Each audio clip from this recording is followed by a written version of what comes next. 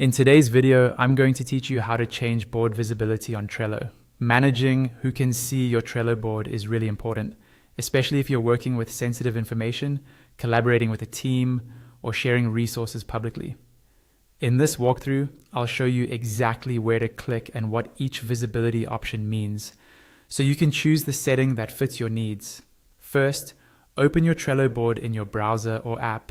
Make sure you're logged into the correct account and that you've selected the specific board whose visibility you want to change.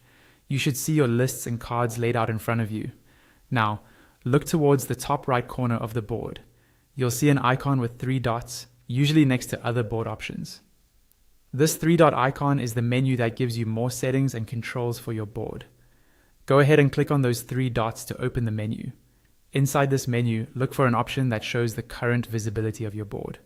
It might say something like Visibility Workspace, Visibility Private, or Visibility Public, depending on how your board is currently set. Click on that visibility label. This will open a panel or drop-down where you can change how your board is shared. Here you'll see the different visibility options you can switch between. The first important one is private. When a board is set to private, only people who have been specifically invited to that board can see it. This is ideal if you're dealing with personal projects, confidential work, or anything you don't want others in your workspace or the public to access. Another option you'll see is public. If you choose public, your board can be viewed by anyone on the internet. In many cases, public boards can even appear in search engine results. This is useful for documentation, templates, or resources that you intentionally want to share widely. Just be sure there's no sensitive or personal data on a board before you make it public. You also have the option to keep it at workspace visibility.